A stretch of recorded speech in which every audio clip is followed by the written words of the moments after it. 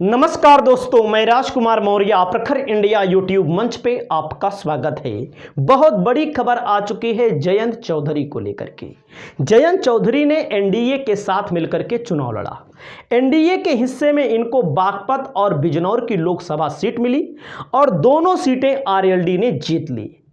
और वहीं पर आरएलडी प्रमुख जयंत चौधरी को लेकर के बहुत बड़ी खबर है कि जयंत चौधरी सहित एनडीए के प्रमुख घटक दलों को आज बुलाया गया था, क्योंकि 9 तारीख को शपथ लेना है मोदी को। यानी कि अब जो है मोदी की सरकार नहीं बन रही है, अब एनडीए की सरकार बन रही है। आप सभी को पता है मोदी प्रधानमंत्री जरूर बन रहे हैं, लेकिन अब एनडीए की सरकार बन रही है।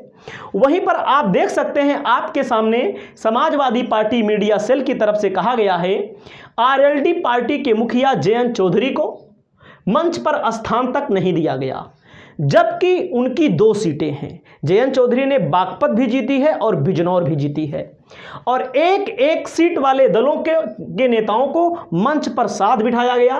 भाजपा की जाट समाज से नफरत और स्वर्गीय चौधरी चरण सिंह जी और चौधरी अजीत सिंह जी के प्रति नाटकीय झूठे सम्मान का भंडाफोड़ हो गया है। जयंत चौधरी जी अगर सच में किसान हितैषी हैं तो एनडीए से दूरी बनानी चाहिए। किसान हितों पर भाजपा के खिलाफ आवाज उठानी चाहिए। छोटे और नजदीकी लालच के चक्कर में स्वाभिमान, किसान हितों का सौदा भाजपा से नहीं करना चाहिए। आप देख सकते हैं, थोड़ा देख लीजिए आपके सामने चंद्रबाबू नायडू और नीतीश कुमार यहां पर बगल बगल बैठे हैं। और मैं आपको बता दूं पूरी सरकार इन्हीं 2 नेताओं के भरोसे है।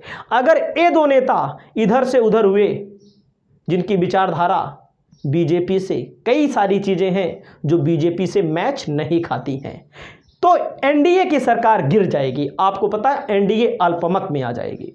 वहीं पर एकनाथ शिंदे हैं जिनके 7 सांसद जीते हैं। वहीं पर चिराग पासवान हैं जिनके 5 सांसद आए हैं। वहीं पर जीतन राम मांझी हैं और अनुप्रिया पटेल हैं।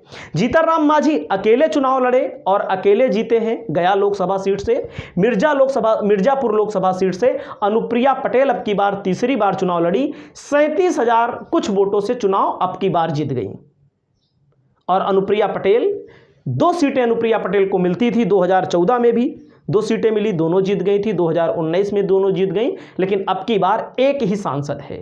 तो यहां पर समाजवादी पार्टी की तरफ से, मीडिया सेल की तरफ से एक बताया जा रहा है कि अपमान किया जा रहा है। आप देख सकते हैं राजनाथ सिंह बैठे हैं और अजीत पवार के भी एक सांसद हैं। आप समझिएगा, जीतन राम मांझी के भी एक सांसद, अनुप्रिया पटेल के भी एक सांसद, और वहीं पर आप देखेंगे इनके ये हैं अजीत पवार के एक सांसद। तो ये लोग जो बैठे हैं, और जयंत चौधरी यहां पर कहां बैठे हैं आप देख लीजिए, बीच में बैठे हैं। तो इनको मंच पर नहीं बैठाया गया। और समाजवादी पार्टी की तरफ से बताया जा रहा है अगर किसान हितैषी हैं जयंत चौधरी तो तुरंत एनडीए का साथ छोड़ दें और इंडिया के साथ चले आए। और आप सभी को पता है कि आपने देखा होगा 2024 के लोकसभा चुनाव से जस्ट पहले जब नीतीश कुमार गए, नीतीश कुमार के जाने के बाद जयंत चौधरी चले गए, जिनके दादाजी को, पूर्व प्रधानमंत्री जी को भारत रत्न दिया गया, और इनको प्रधानमंत्री मोदी में चौधरी चरण सिंह की छवि दिखने लगी। और इंडिया गठबंधन की तरफ से इनको 7 सीटें लड़ने के लिए मिली थी। 7 सीटों में मुजफ्फरनगर, बिजनौर, कैराना, बागपत, ऐसी सीटें इनको दी गई थी। और वहीं पर मैं आपको बता दूं, अगर इंडिया गठबंधन की तरफ से लड़े होते जयंत चौधरी, तो कम से कम इनके 4-5 सांसद पक्का होते, 100% होते। 5-7 में से कम 4 तो पक्के तौर पर होते। लेकिन इनको लग गया कि राम मंदिर की धूम है, और जहां की आपने देखा कि भारतीय जनता पार्टी राम मंदिर भी, जहां राम मंदिर बना है वहां की अयोध्या में राम मंदिर बना है, लोकसभा सीट लगती है फैजाबाद, वहां पर भारतीय जनता पार्टी बुरी तरह परास्त हुई। जिस प्रत्याशी ने परास्त किया है बीजेपी के प्रत्याशी को, उसको लेकर के तमाम हिंदू संगठन, तमाम अपने आप को तथाकथित हिंदू बताने वाले गाली भी दे रहे हैं। उसके अलावा कुछ लोग तो ऐलान कर चुके हैं अयोध्या जाऊंगा, वहाँ से फूल माला भी नहीं खरीदूंगा, वहाँ की मिठाई भी नहीं खरीदूंगा, वहाँ का प्रसाद भी नहीं खरीदूंगा। तो इकोनॉमिक तौर पर अयोध्या को कमज़ोर करेंगे, भगवान प्रभु श्री राम का दर्शन करके आएंगे। तो मैं आपको बता दूं, वो चीज़ अलग है। और इनको लेकर के बीजेपी क्यों लेकर आई थी? बीजेपी को डर लग गया था वास्तव में। आपने देखा भी मुजफ्फरनगर बीजेपी हार गई, इनके जाने के बावजूद भी बीजेपी हार गई। कैराना इनके जाने के बावजूद भी बीजेपी हार गई। और नगीना की सीट इनके जाने के बावजूद भी हार गई, उसी इलाके की सीटें हैं। मेरठ में किसी तरह अरुण गोविल कितने वोटों से चुनाव जीते? 10,000 कुछ वोटों से चुनाव जीते। वहीं पर पूरे उत्तर प्रदेश में समाजवादी पार्टी, जिसको सबसे कमजोर पार्टी माना जा रहा था, उस पार्टी को 37 सीटें मिली खुद की, और 6 सीटें कांग्रेस की जितवाई भी। 37 6 43 सीटें मिल गई उत्तर प्रदेश में। और समाजवादी पार्टी अपने जीवन काल के सबसे बड़े सफर में, सबसे बड़े इतिहास की ओर, वोट ऑफ परसेंटेज में आप देखें, लोकसभा सांसदों की संख्या आप देखें 37, और कांग्रेस को जिताने में भी समाजवादी पार्टी का योगदान रहा।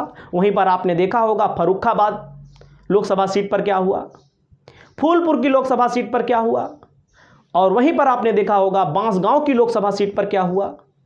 और ऐसी तमाम सीटें हैं जहां पर समाजवादी पार्टी तकनीकी तौर पर चूक गई या अपने संगठन के चलते चूक गई, किसी कारण से चूक गई। नहीं तो भारतीय जनता पार्टी जो दावा कर रही थी कि 64-65 हम कम से कम 70 सीटें जीतेंगे, बड़े बड़े नेता केशव प्रसाद मौर्य वगैरह तो कह रहे थे हम 80 की 80 जीत लेंगे, जो अपनी विधानसभा नहीं जितवा पाए, वो 80 की 80 जीतने की बात कर रहे हैं। कितने सांसद अपने बूथ से हार गए, खुद के बूथ से हार गए, जहां के वही सांसद हैं, मंत्री हार गए। तो ये जो घड़ी है, उस घड़ी में जयंत चौधरी को इंडिया गठबंधन में बुलाया जा रहा है। क्या इंडिया गठबंधन में जयंत चौधरी आएंगे कि अपमान का घूंट सहते रहेंगे? अब आपने खुद देखा, आपने नजरों के सामने देखा, अनुप्रिया पटेल, अजीत पवार जैसे नेता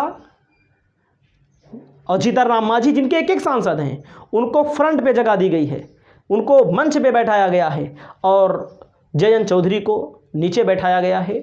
और मैं आपको एक बात और बता रहा था, जिसको मैं लाइन से थोड़ा भटक भी गया।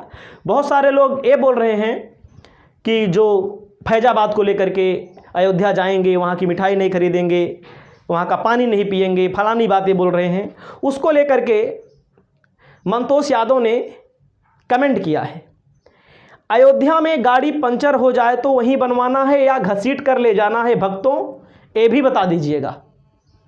वहीं पर किसान की तरफ से आरएलडी के मुखिया को मंच पर स्थान तक ना देने के कारण आरएलडी को यहां पर इंडिया गठबंधन में बुलाया जा रहा है।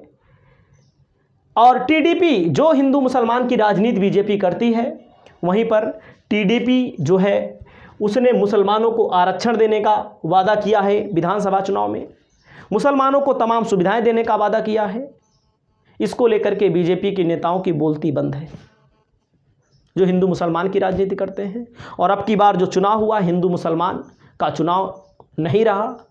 और आपकी क्या राय है जयंत चौधरी को लेकर के? आप अपनी राय जरूर बताइएगा। और जयंत चौधरी और अखिलेश यादव के रिश्ते किसी से छिपे नहीं हैं, आप सब जानते हैं। विधानसभा का चुनाव दोनों ने साथ में मिलकर लड़ा। तो आप लोग देखते रहिए प्रखर इंडिया यूट्यूब चैनल, और आपकी जो भी राय हो आप अपनी राय जरूर बताइए। नमस्कार।